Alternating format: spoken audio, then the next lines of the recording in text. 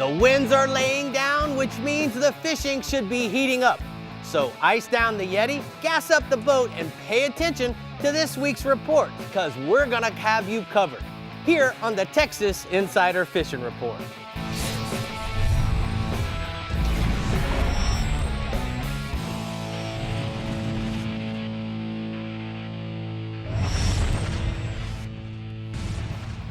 Hey y'all, we're back on the Texas Insider Fishing Report, ready to tell you what's biting this weekend. Rick, you know, Tommy did a great job last week, but we sure are glad to have you back. But I think that you were somewhere south and you need to tell us a little highlight of your family fishing trip. Well, Bree, you know, we went down to Costa Rica, down to Los Sueños, courtesy of stay in Costa Rica. And man, I want to tell you, the first day out fishing, 2 for 5 trolling for blue marlin. I got to watch Colin and Salvi catch their first ones, which Salvi is one of our friends that went with us. And then the second day, we caught 10 yellowfin tunas. We had 16 on. We had sushi. The mates were great. I mean, just the place was crazy. That's it was awesome. crazy. I'm so happy. And I'm really excited because, you know, we got to talk about marlin and we get to talk about yellowfin tuna. Dave, what do you think about talking about tuna today? Well, it is a coincidence that he went out and caught a bunch of tuna fishes, and we're going to talk about tuna. Well, now he'll be able to help you talk about it, right? Because you can get out there and catch them now, because it's nice and calm. You know, that's a seasoned guy when they call tunas tuna fishes. Tuna fishies. That's a seasoned offshore fella. All right, we're starting out tonight in the Middle Fresh region with Steven Johnston with some Toledo Bend and Sam Rayburn info you're definitely going to want to get a listen to. Hey, Steven. How y'all doing this evening? Good. How are you, bud? Everything's good here. Y'all talking about them light winds, but boy, up here in my Middle Fresh region with these 100-degree temps, we need a little breeze blowing up this way. We do have a little cool front. You know, it's kind of, you know, it's a weird deal, but always at full moon in August, we always get some kind of little cool front through Texas, and we're showing, you know, not temperatures dropping, but we're going to keep some temperatures in the high 80s and low 90s, so it's going to should be a great week to get out there on the lake. We're going to start talking about some bass fishing over on Toledo Bend. I've been talking about that for the last couple weeks, about the night fishing being real good, and the night fishing is still good, but with the full moon this week, that daytime bite has really come on pretty strong. You know, it's miserable out there. I've been out there all week, but that 11 o'clock to 2, 3 o'clock in the afternoon deal right in the middle of the day is the best bite. We're getting those fish on Texas rig, worms, Carolina rigs. We're throwing red bug color, watermelon seed, and we're throwing a big crankbait. We're throwing like a 6XD or a 10XD. We're trying to make as long cast as you can, trying to keep that bait down. Most of the fish are coming from 12 to 20, 22 feet, but some days we'll get one of them old thunderstorms build up right in the middle of the day, and if you get some wind and some kind of, you know, just some cloud cover, those fish will slide up on those ridges a little bit further, but a lot of times those fish are sitting in that 16 to 20 foot range. The night fishing is still great. I mean, a bunch of good reports this week. We tried to get some pictures in of the night guys, but the pictures just weren't good. The fish were big, but you just couldn't make it out. The guys were trying to keep the flash off the cameras, so maybe next week we'll see if we can get some of that. The best bite has been from 11 o'clock till 4 in the morning. What happens during that time, that moon is straight over your head, and that is the best time, you know, to be out there. But the fishing's been great. The fish are still coming in like 12 to 20 foot of water. Put your boat in 25, 27 and cast up. We're throwing Texas rigs, Carolina rigs, and at night I like to throw some kind of big profile, like a 10-inch worm, a 12-inch worm. You know, there's a few companies out there making some 14s. The only problem with the 14 is just hard to get a big enough hook to go in that, you know, but you can throw a big brush hog or just some kind of big bandit tail worm. Always stay with a black blue, black red. Anything that dark it's hard to beat. I sent that picture in. That was couple mornings ago. A good buddy of mine, Jim Franklin, was with me. Caught that one fish there on a Texas rig, a little over 8 pounds. So it was a nice, solid, beautiful Toledo Bend bass. So you have some more stuff to report about Sam Rayburn, Buck? I do. You know, the reports over there are coming in. A lot of the frog fishing guys are really going strong. And that frog fishing deal was right in the middle of the day, just kind of like that stuff on Toledo Bend. They're throwing a Strike King popping frog and any kind of walking frog. Everybody wants to know what the best colors have been, but it's still hard to go wrong with either a white frog or black frog. There's some good school fish action going on right in the middle of the day with the bass. So, if we can get these north winds to lay down a little bit, that school action will really pick up the next couple of days. All right, before we go any further, we're going to go ahead and take a look at the Navionics from your region, Stephen. And we're talking about Toledo Bend, and certainly we're talking about the flats on the Louisiana side. This is the area where you guys have been seeing and catching a lot of fish. And as you look at this, guys, this is typically what it looks like on a lot of your plotters. But if we look at the second layer, which is the sonar chart or the fishing chip chart in your plotter, look at the difference. And what Stephen's been telling me, guys, is all of these little guts, all of these points and drop off, this is where all the fish have been concentrated. So just keep that in mind. You can throw those big worms that he's talking about, or if you want to fish down up shallow and bring those crankbaits out off of the ledges, I think that'd probably work for you. What do you think there, guide?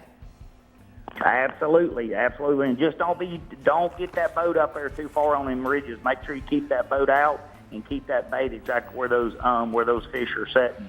I'm gonna jump back over on Sam Rayburn. We were talking about those schooling fish. As you're catching those bass, look on your graph, because I talked about some yellow bass and some white bass the last couple of weeks, and those fish are really grouping up over at Sam Rayburn. So if you see one of those big schools on your graph, have you half-ounce or three-quarter-ounce slab spoon sitting there, and make sure you just drop it right down. Those yellows are real good. A lot of people laugh at us, but those big black bass love to eat them, but we love to eat them too. So just make sure when you hook one, that whole school will come up off the bottom. So if you've got a couple people with you, make sure they wind that spoon up to the surface and hit the button and let that spoon free fall back to the bottom. A fish is a fish, right, boss? That's it. It should be a good week in the region, be a little bit cooler, so everybody get out there and enjoy themselves. All right, well, we're going to go ahead and take a look at the hot spots from the StarTron Middle Fresh region.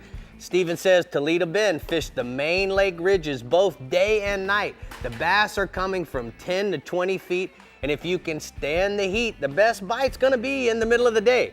Use Texas rig worms and big crankbaits, and if you want to stay out of the heat, fish at night. Stay on the ridges if the weather permits, and if the wind gets bad, make sure you go to the bank and pick up a buzz bait or a spinner bait, and then take off covering as much water as you can, Bree. That's really good advice. What a great hot spot this week. Yes, good job, Stephen. All right, next up is Captain Caleb Harp in the Upper Coast region, and he's got the skinny when it comes to the inshore and offshore fatties. Hello, Caleb. Hey, Bree, how are you doing? Good, how are you? Oh, fabulous. Oh, fabulous. Pretty good. Good. That's it. Well, hey, I'm going to go ahead and start it off talking about these trout. The trout have been fruitful on various reefs off the Houston Ship Channel in Galveston Bay right now, between marker 49 and 63. That whole general area is loaded with heavy oyster and artificial reefs coming off those spoils. And, there's other natural reefs coming off the channel as well, including Todd's Dump by Eagle Point and Redfish Island. And all these reefs have in spoils. They've got trout on them right now, and they've got them most of the summer, and they're going to have them for a while now. But being that the wind's down a little bit, and we've got some weather to cooperate, you can get out there. Most of these guys out there right now are just dragging live croaker, but you don't need to participate in that. They'll still eat lures. Mirror lure provokers are going to be your best bet on a 1/4 or 3-ounce, jig head, depending on the current strength. Being right on that channel, you got a lot of tide. And so just, make sure you play that tide. Right now we're seeing that, a lot of those fish aren't eating when that tide's smoking. They're going to be eating as soon as that tide starts to slack up a little bit or on a tide change. But just play the tide and, get out there and grind, and you'll find them. There's a lot of fish out there right now. And then switching over to redfish, just like I talked about last week and I've kind of hit on before, the open water schools of redfish in Galveston Bay, they're also doing the same thing in Sabine Lake as well. And, there's several different schools in Sabine right now, but most of them are going to be off the revetment wall on the western shoreline, towards the middle of the lake. out, pretty good ways out. They're going to be, blowing up on ribbon fish and pogies. Same kind of routine in Galveston, but just over there. But that same routine applies for working them too. Just chase down the slicks to get in front of them and wait for them to come up on top. But they'll eat anything you throw in front of them, their face, But like I've talked about before, bigger baits, like 1.5 ounce spoon or a 1 ounce swim bait, are going to give you a better casting distance, and that'll enable you to get out in front of the school whenever they're on the run. Most of these fish are oversized in these giant schools, but there's a lot of slots in them as well. I've actually noticed that, you can catch more slot fish in open water schools over in Sabine than you can in Galveston lately.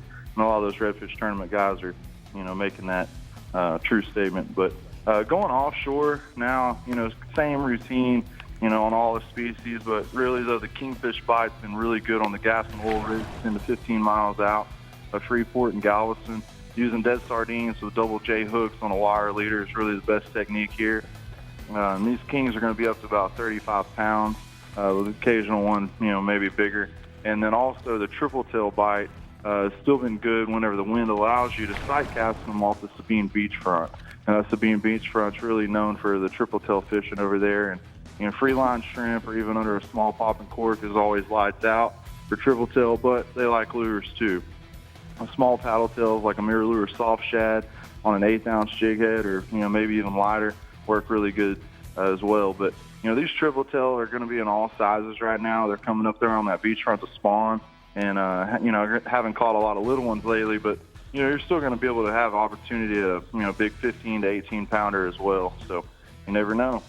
All right, Bub, thanks. Great report from the CCA Upper Coast region. We're going to take a look at those hot spots. Caleb says inshore trout on the various reefs off of the Houston Ship Channel between markers 49 at 63, including Todd's Dump and the Redfish Island. You're going to throw live croakers or soft plastics and mirror lure provokers on a 1/4 or 3/8 ounce jig head, depending on the current. And then offshore, kingfish on the gas and oil rigs 10 to 15 miles out of Freeport and Galveston. Drop dead sardines with a double J hook on a wire leader is the best rig. Kings are up to 35 pounds. That's a good one. That's they a might king. be categorized as a smoker. That's a king.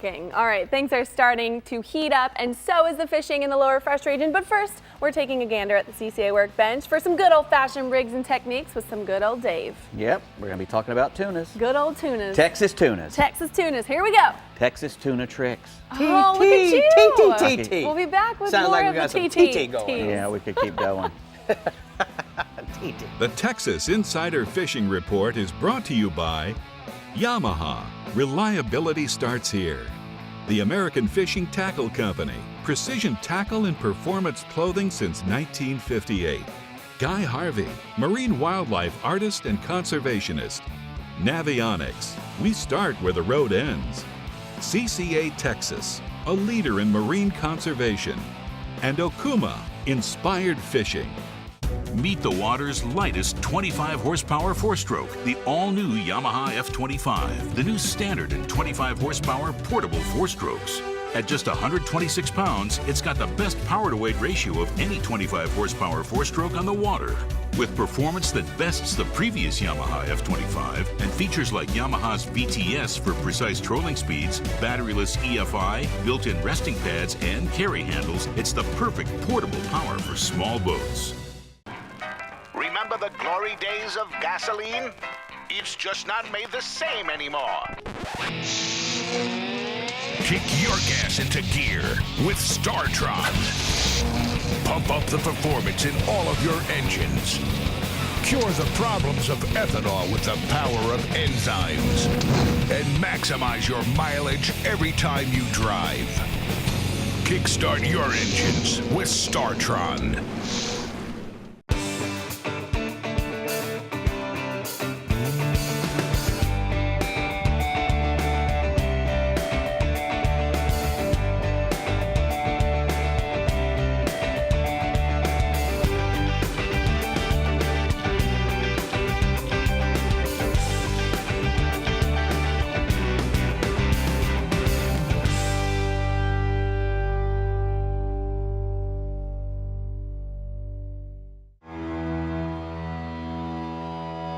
Inside you, there's an outside you. A you that takes the road less traveled than the road less traveled, and finds the comforts of home extremely uncomfortable.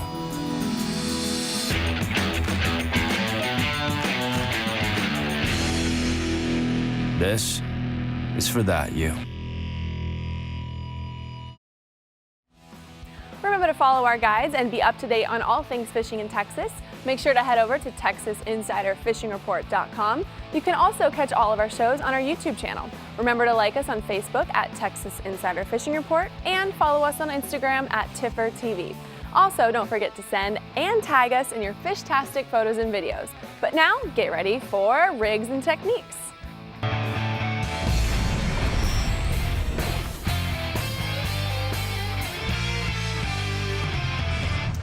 Well, we're here at the CCA workbench, and my main man, my rigs and techniques on Tuna Man, Yes, sir.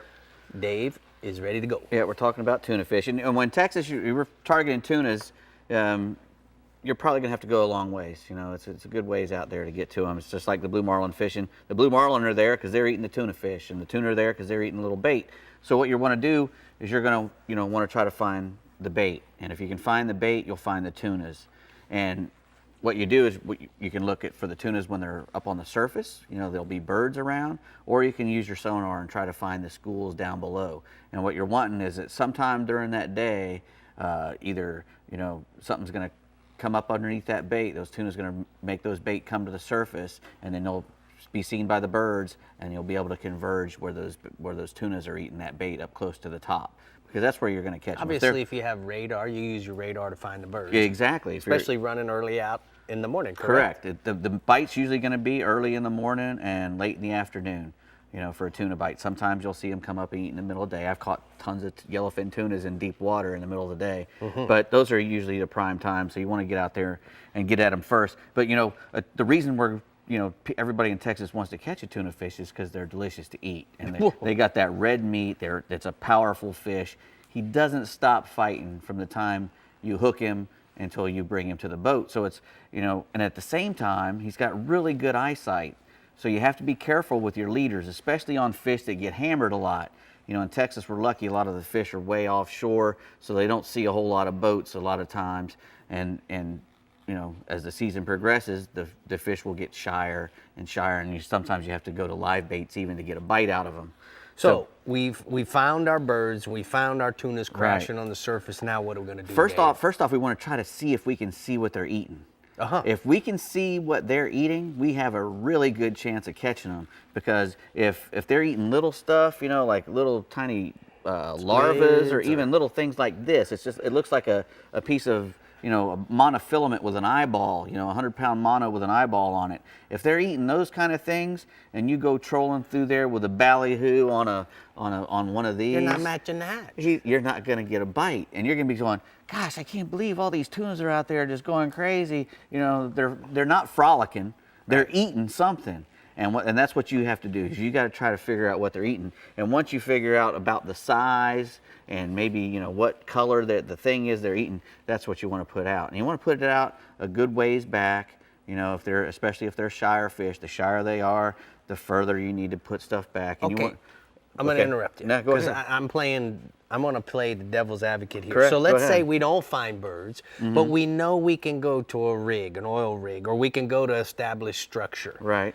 We're not sure if they're there or not. How would you approach that situation? Well, I would troll some, some cedar plug type things, or little bullet-headed lures with some, double strength, triple strength lures in them. Also, a tuna feather works really good. Right. If you put 4 or 5 tuna feathers out and troll through an area. Put them back. Don't be shy. Put them way, way back.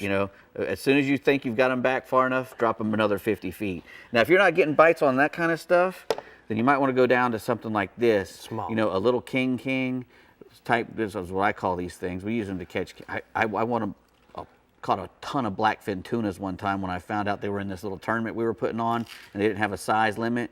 And I put these things out, and I caught 50 of them in one because I just kept, just crushing the little, catching the little tunas. Yeah. And if you put a nice double or triple strength live bait hook on there, you can catch really 60, 70, 80-pound tuna fishes on this because that's what they're eating. You know, if they're Right. eating those little things and you come pulling through there with this beautiful, albeit beautiful tuna bait, it's not going to get eat because they're eating little things. And tunas are very, very, very size specific.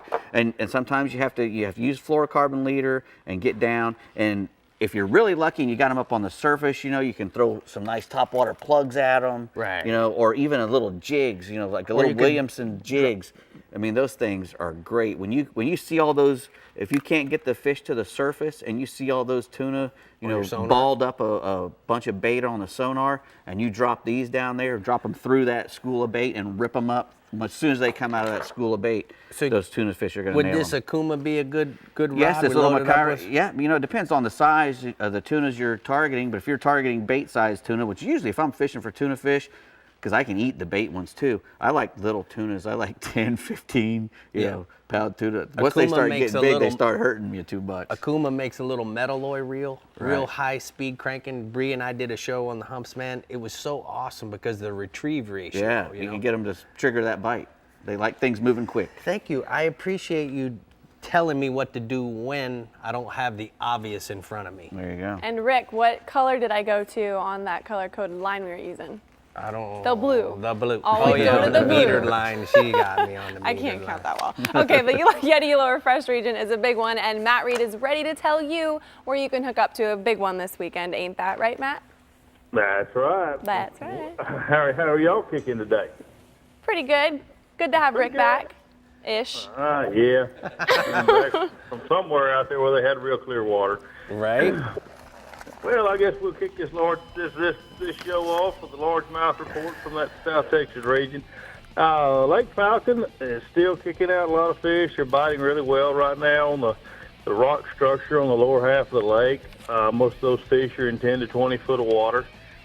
Catching most of my bigger ones on a crankbait, on a Z-Boss 20 crankbait in the chartreuse patterns.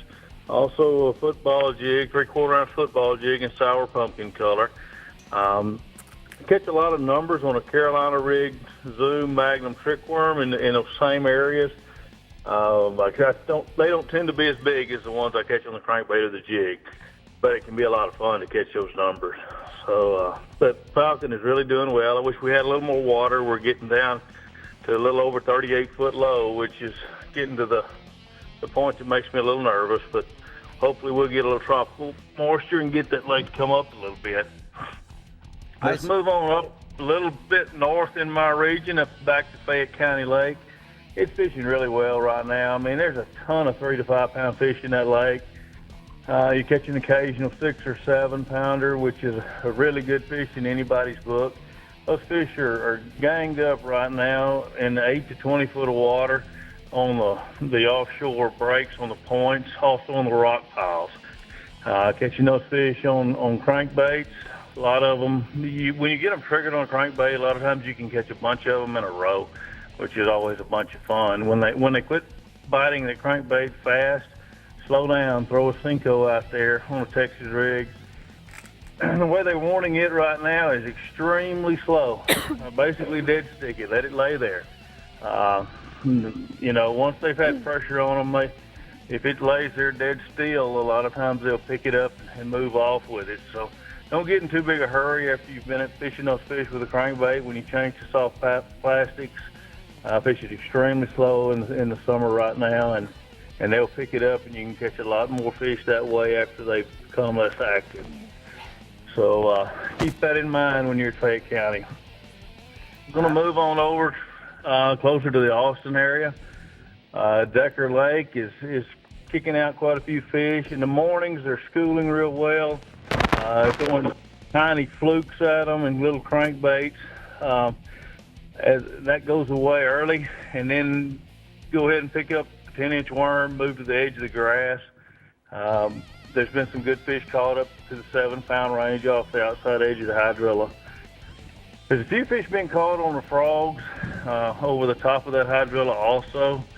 And then again, later in the day, they start schooling again on both sides of the main lake. So, and that lasts a pretty good while in the afternoon. So get after those schoolies. That's a lot of fun. They're schooling in the morning. Pick you up a big worm, fish you outside the edge of the grass midday. Later in the day, they come up schooling.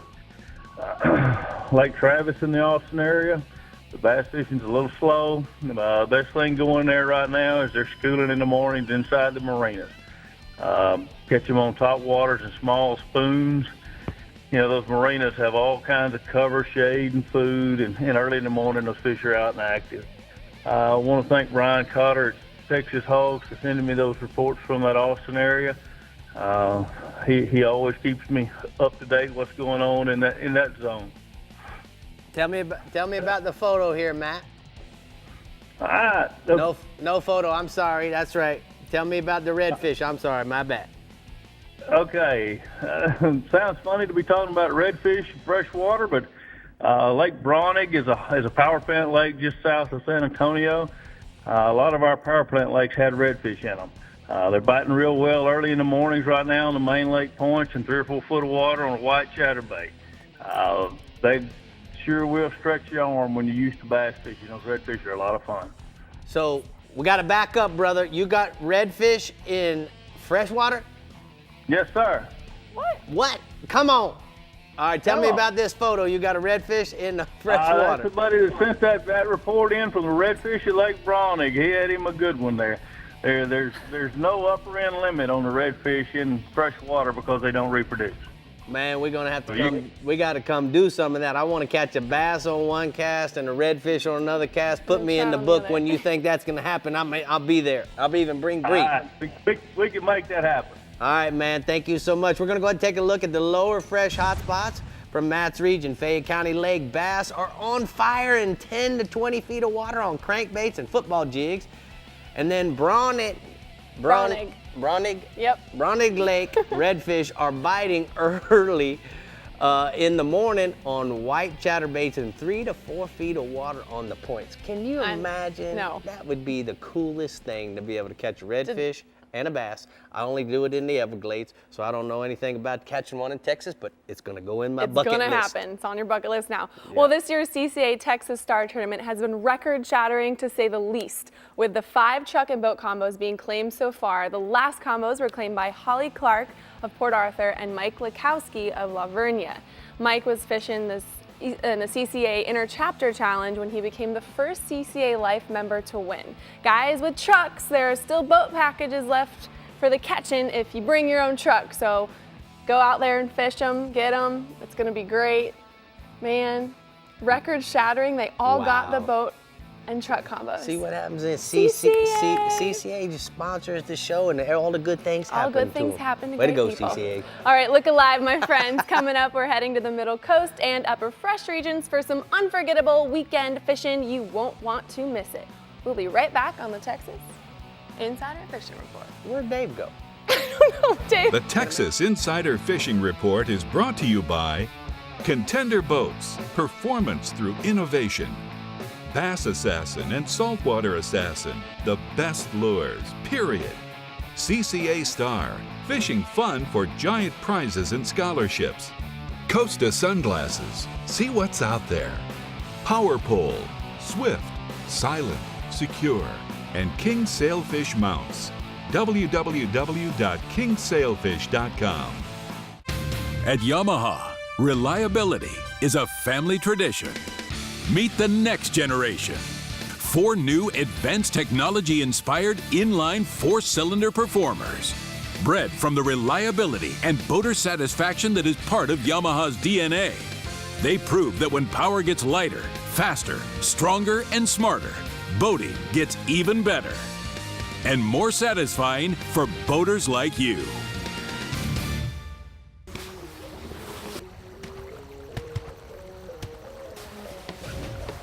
Hey, how do you like your Contender?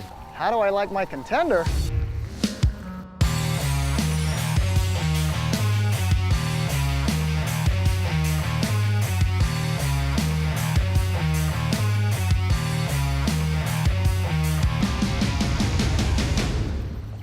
What's not to like? Dude, I just saw a Contender, and man, I gotta give me one. As close as you're gonna get to a sure thing for catching billfish is Guatemala. They're here, man. This has been a 20-year run, buddy.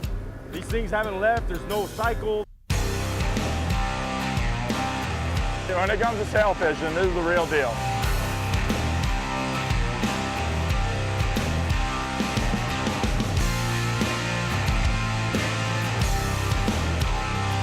The amount of sailfish here is ridiculous.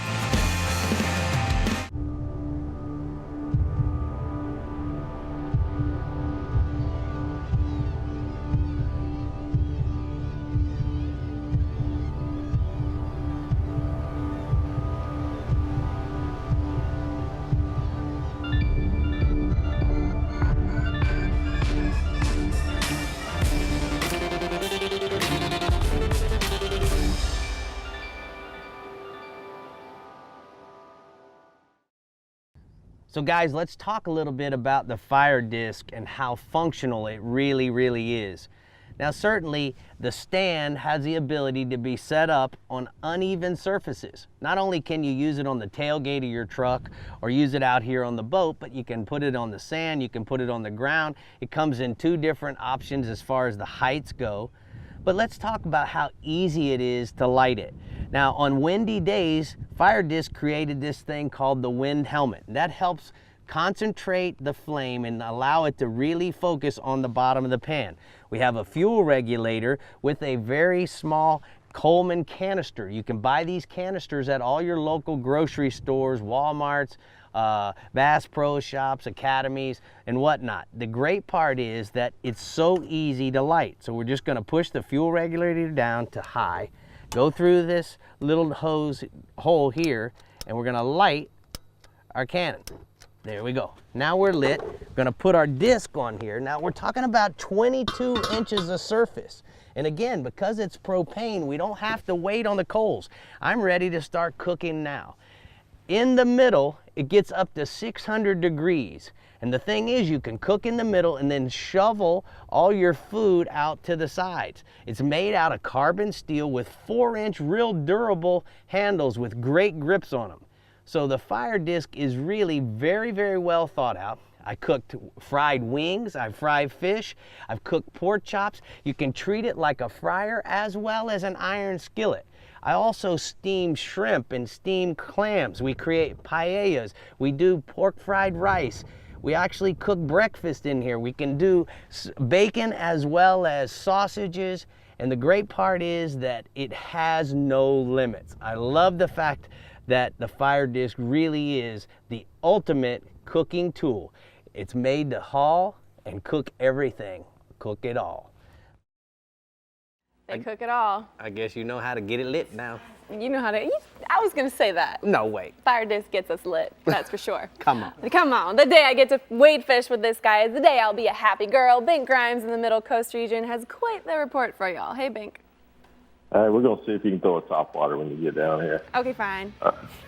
August, man, it's here, and we got a lot of calm days here this week, and it's perfect for wading for trout and the surf. And I tell you what, this week has been just incredible. We've been throwing topwaters like skitter walks, bone she dogs, and red and white super spooks and chrome she dogs, and they are absolutely crushing it at first light. Then later in the day, those fish, the tide's falling, those fish are staging on the edge of the second gut. We're catching them on Bass and Sassons, down south lures, Little Johns. It's been good. This week I've released a lot of 4 to 7 pound trout on topwater. This really been good. I'll be there again in the morning, so it's good. Large shrimp and scores of pogies are right on the beach right now. Those big trout are shadowed them right now. If you see a shrimp jump on the beach, make a cast right to it, and chances are, you're going to get a fish. In the bays are still good. Our tides are still low, but we're working it like we're winter fishing. We're fishing those same spots that we fished during the winter. East Matagorda Bay, that's the cuts and guts along the north shoreline. The bay's been kind of off-color this week with southwest winds, but the last few days we got a little easterly factor back, and it's greened back up. When you get those green tides from the intercoastal, those trout kind of follow that incoming tide. We've been intercepting them on down south lures, Little Johns, Bass Assassin, sea shad, and the red shad, the chicken on a chain, and the glow. Those fish are staging in that cooler 15 to 20 foot of water, and they're coming up on those flats in about 3 foot of water, and they're chasing shad and shrimp. Port O'Connor, those deep guts around Pascoval, that held the best trout. The old Coast Guard Station and the Army Hole are holding good trout with the low tides. There's lots of trout tight to the rocks at the jetty, and they're catching those on live shrimp under popping cork and then on mirror lures. And some guys are walking the rocks, and they're throwing those old 51 and 52M mirror lures that we all forgot about that still catch fish. And in Freeport, the jetty's been the best bet for the bite on live shrimp. Many of those bays there are 2 feet below normal. We got a little bit of water back, but they're still low for this time of year. So they're fishing the mouth of bayous leading to San Luis Pass and getting them on live shrimp. There's a photo there. We weighted the guts on the incoming tide and caught them on topwaters and bass assassins there. It was a good trip in West Matagorda Bay. We'll go to redfish, and with the lowest tides of the year, for redfish, they're in the same spot like winter time, like we said with the trout. Good catches are coming from Mitchell's Cut and Sargent. We got a lot of pogies coming in from the Gulf right now, and those redfish are chasing them. People are casting netting those pogies and cutting them up or free lining them, and they're eating them any way you want it. Carolina rigged underneath the tail hook. The same's playing out at the Matagorda Jetty. Incoming tide's been best there. Lots of slot reds, large table shrimp get it done. But better to use a pogie right now. I caught trout in the surf this morning. Redfish in the surf right after we caught the trout. They were right up tight on the beach. I mean, you throw it up against the beach, walk it a couple of times, and they'd eat it. Then the North Shoreline East Bay's holding reds as well. There's reefs separating the ICW and the bay, and most of it, we're power poling down on those reefs on the edge of the drop and fishing the channel and waiting for the reds to show. They're coming in with that incoming tide just like the trout. And those schools of reds are circling the middle of the bay in East Matagorda Bay because all that water that fell, that 2 foot of water that fell, it's just pushed those fish out in the middle of the bay in about 4 foot of water, and we're drifting them. We're finding them behind slicks and getting them on live shrimp and gulps under a mid-coast cork. And some people are pinching shrimp to make it smell a little better and putting them on a hook, and that's helping out with the dirty water there. We'll go offshore, and guide Michael Quebeca, he said the date. A lot of people fish for swords at nighttime, and he's fishing for them during the day on the hilltops in about 1,400 to 1,800 foot of water on rigged squid, strip bait, and he said the night captains are drifting the hilltops with rigged squid as well, and they're catching 70, 100-pound swords, and it's been really good out there. I've enjoyed it because he's brought me some to eat, so it's been really good. And there's a lot of shrimp boats out in the Gulf right now. They're anchored. When they're anchoring, they're holding lots of cobia and tuna and dorado because they're culling all the bycatch, and all those pelagics are right behind them. And the wahoos are all over the weed lines as well. Dorados, triple tails, they're all on sardines and squids and sand trout. Our red snapper are good as well, Friday through Saturday. I mean, these are running 1 to 2 foot right now, so it looks really good for the weekend. Lots of fish in 40 to 80 foot of water. Tell me about this photo, Bink. Man, that's a daytime sword caught by Captain Quebec on the hilltops with a squid. He's been doing it right and just coming back and feeding us all. So it's been good. All right, man. We'll talk to you next week. Great report. Very thorough. We're going to go ahead and take a look at the hot spots from the Middle Coast region. Inshore trout work the guts and ledges next to the channel on the incoming tide.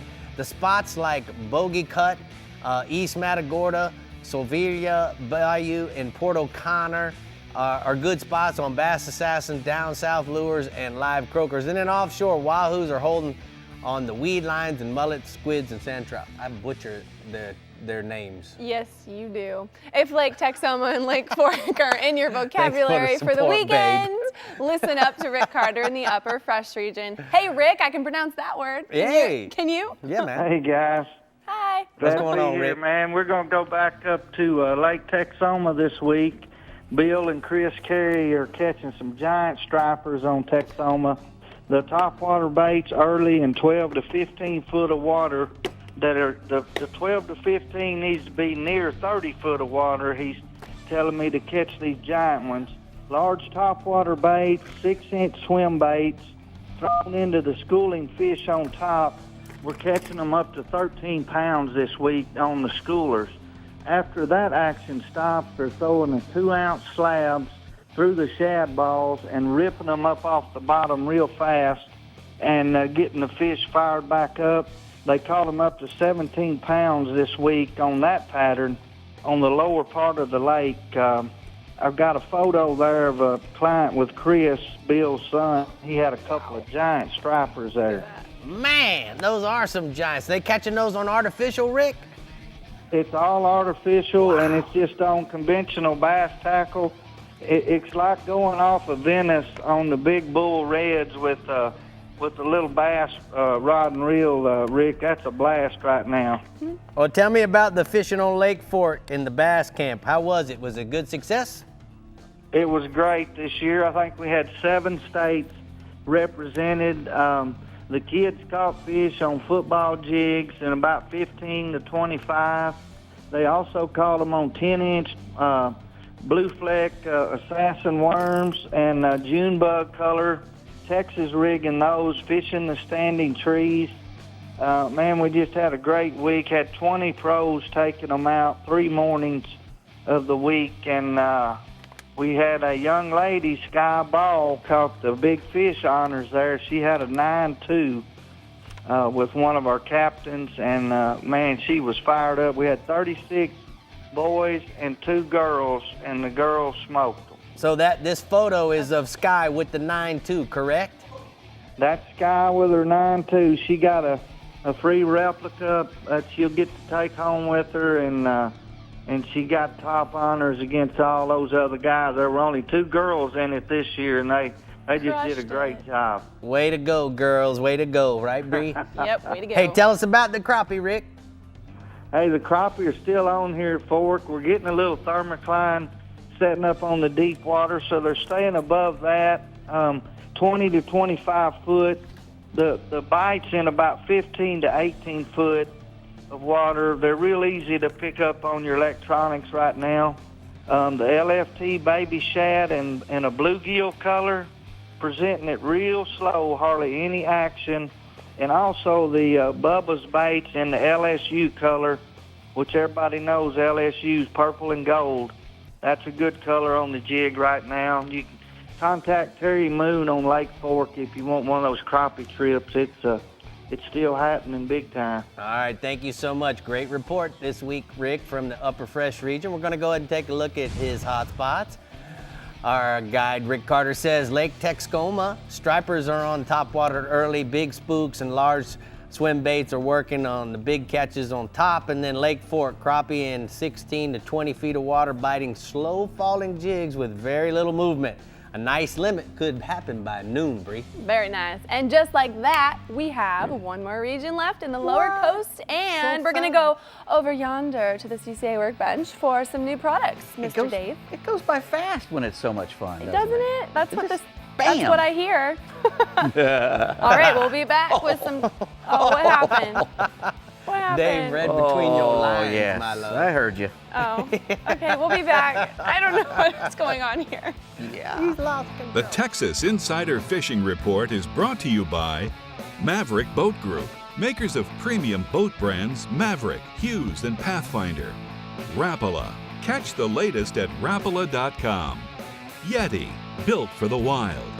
Building Conservation Trust, CCA's National Habitat Program. StarTron, cures and prevents ethanol fuel problems. And Casa Vieja Lodge, 5-star angling in beautiful Guatemala. The ultimate predator has evolved again. Now, Yamaha VMAX SHO Performance is prowling the waters in 4 hungry, exciting new models. With their 4 valves per cylinder and double overhead cam fuel-injected design, these advanced 4-stroke predators are taking performance to a whole new level. Vicious, lean, efficient. VMAX SHO. The pack is growing.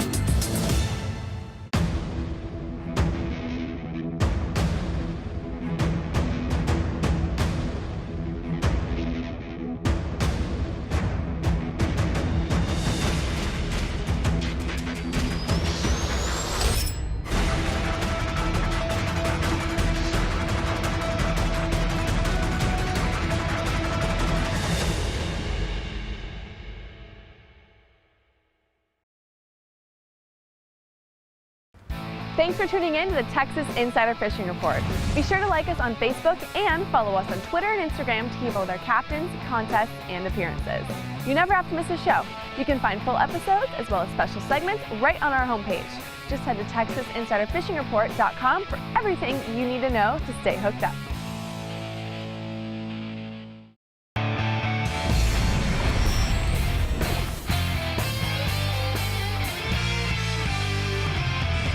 Now, certainly your power pole anchor works great in shallow water, but imagine how it can work for you in deep water. Now, Power Pole has created some drift paddles which attach to your 8 and your 10-foot spikes. Now, the way this works is it can actually slow your boat down up to 50%. Now, using this switch system, it allows you to drop down the power pole on one side, changing your angle. If you want to slow the boat down even more, you can simply put both down. Now, this advanced dash control actually communicates with Sea Monster. And the Sea Monster essentially is the brains of the whole system. And next week, we'll be talking to you a lot more about Sea Monster, and that's today's Power Pole Tip of the Week.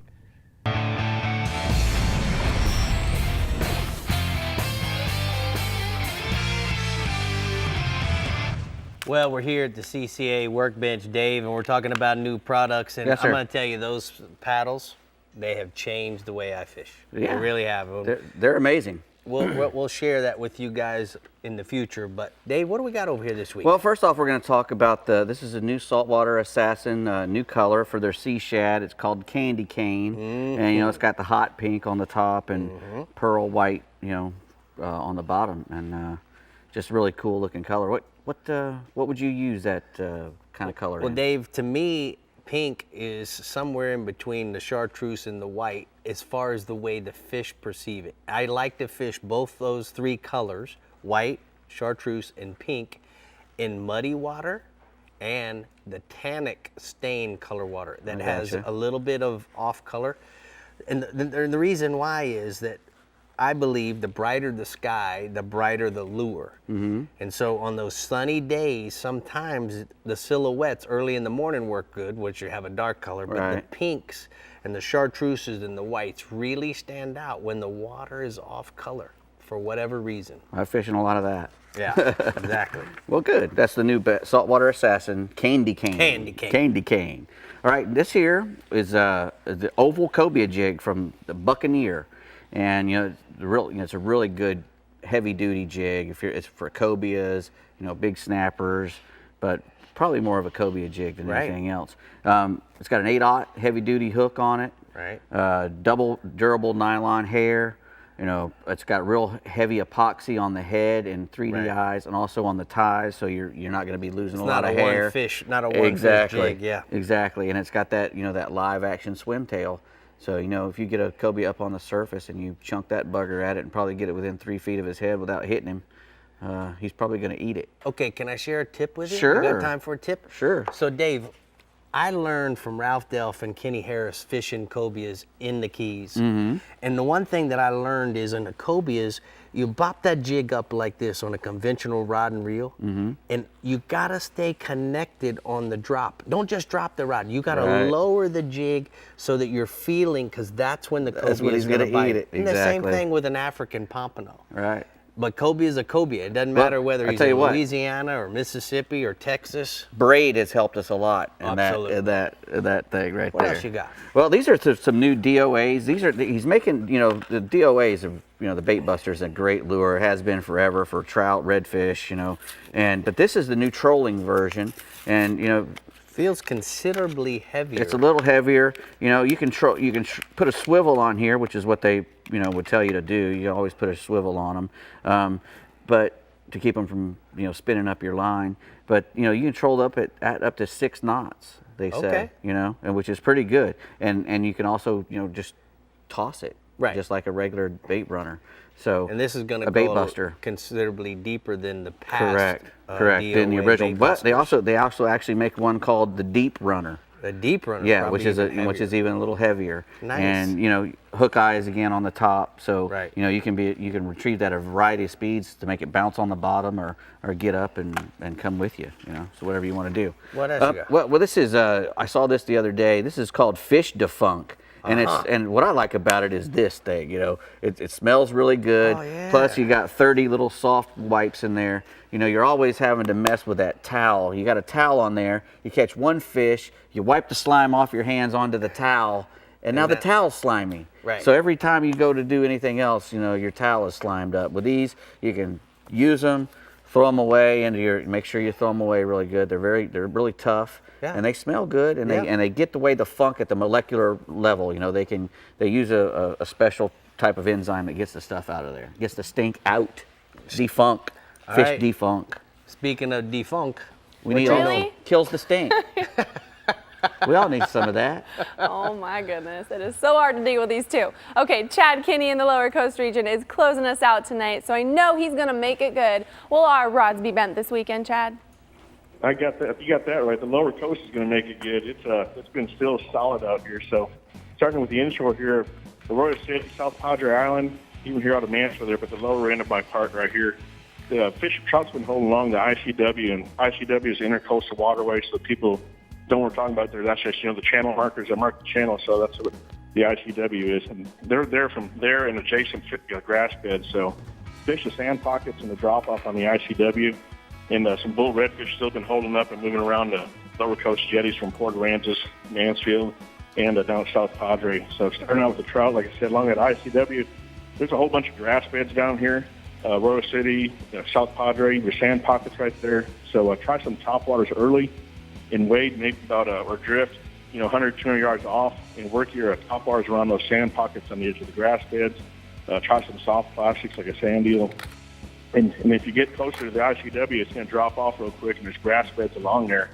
So work those drop-offs with your sand eel, and also get some live bait. Also works well in that. The live croaker, live pig has been working real well on the edge of that stuff. You can use a chatter weight, tied on there with about 18-inch, 25-pound shock leader with a 5-aught tail hook, and works real well. And when you're using that live bait on the edge there, make sure to let them eat it. I've said this before, but keep your rod tip up when you feel a bite. Kind of slowly bend with it, let it go until it gets down to the very end, and then go ahead and set your hook, and a lot better hook set that way, and you won't have nearly as many misses. That's the hard part about the live bait fishing. So moving over to the redfish, like I said, the bull red has been showing up along the jetties, Port Aransas, Port Mansfield, down at the island there, South Padre. Try some fresh mullet, cut crab, live finger mullet's been working great. Croaker piggy's also working real well. Use a Carolina rig, about 60-pound shock leader. If the current's not too strong, it's not flowing real heavy, go ahead and freeline some of that live bait and pitch it up against the rocks there, and see you'll get some trout even mixed in there once in a while there too. But you're looking for those reds. When you're working the jetties there, look for some deeper washouts and stuff. So if you have a sounder on your bay boat or your bigger boat, look for some washouts and stuff like that. Use that around the rocks, and then also look for bait balls. There's been a lot of bait balls running around, so you'll see the birds, pelicans, stuff working on them, fish busting it. Those redfish will be below the bait balls there. Drifting works well out there, if you're able to, but if not, if you find a good hole, what I like doing is anchoring up where you got casting distance to it, and then just be patient. Those redfish will move up and down those jetties. They're going to move in it, outside the surf side. So have your rods out there, and as soon as they come by, you'll get multiple hookups and have a great time. Just sit there and be patient. So I got a picture here of a redfish. Got a youth group that was down here Cross Trail Outfitters. Had a young man catch a duck with a nice bull red right there. That is a nice one there, bub. Okay, Whoa. I think it's time to go offshore. Tell me about it. Yeah, we got it offshore. Continuing to be excellent through the Lower Coast here. Snapper, of course, has still been going nuts. And then the closer shrimp boats here, look for a lot of action on there. You'll get bonita, kingfish, Jack Crevalle, some ling will pop up there, and then head up deeper to about 300 foot of water plus for some sailfish action. So, like I said, the snapper's been excellent all through here.